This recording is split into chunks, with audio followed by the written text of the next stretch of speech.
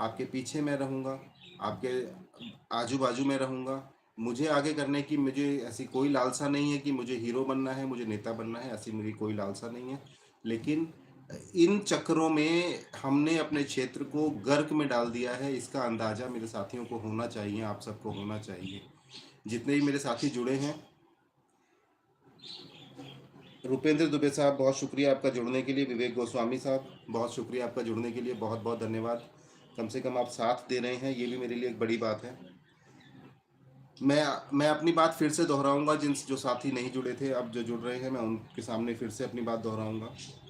मेरा मकसद कतई हीरो बनना नहीं है, मेरा मकसद कतई नेता बनना नहीं है। जिसको लगता है कि वो आगे आकर इस लड़ाई को लड़ सकते हैं, वो आगे आए। मैं उनके साथ खड़ा हूँ, मैं उनके पीछे खड़ा हूँ। लेकिन इस लड़ाई को लड़ना तो पड़ेगा साथियों, इसको यूं ही नहीं छोड़ सकते। मैं आपको बताता हूं, मैं बहुत पीछे नहीं गया। बहुत पीछे हो जाता तो लगता है कि आप भी भूल जाते हैं, क्योंकि जनता है, भूल जाती है कि क्या क्या वाक़ये हुए थे। मैं गिनवा सकता हूं हज़ारों वाक़ये, लेकिन मैं 4-5 ही लेकर आया हूं, जिनसे कि जो आपके सामने हैं, जिससे कि आपको समझ में आएगा कि जनता के बीच में, अपराधियों के बीच में, अपराधी जनता के बीच में से आते हैं। अपराधियों के बीच में, अपराधियों के मन में कानून व्यवस्था का जो डर होना चाहिए था, वो नहीं है। और वो ना होने का कारण पुलिस का सख्त रवैया नहीं है।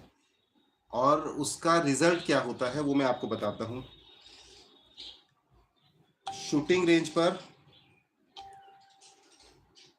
हमारे पार्षद साहब जुड़े हैं, मुझे खुशी है। पंकज भाई आप जुड़े।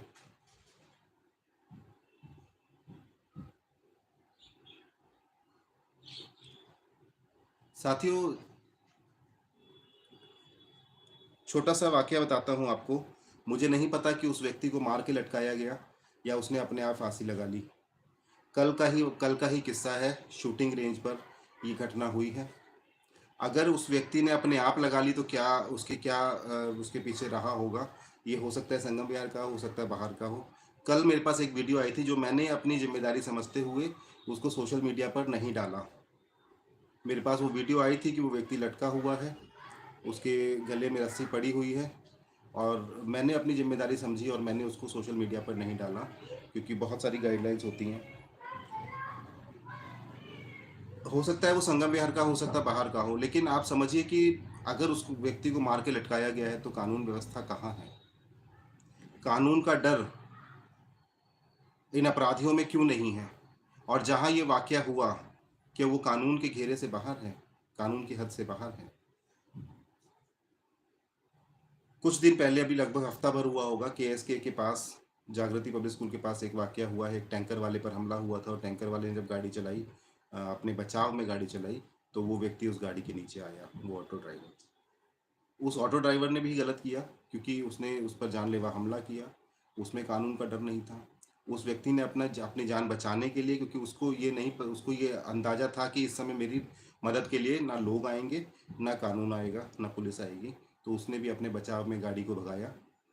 मैं साथियों जानता हूं कि आपके मन में जो सवाल आ रहा होगा, सीपी शर्मा साहब जुड़ गए सर, बहुत बहुत शुक्रिया। जय श्री राम।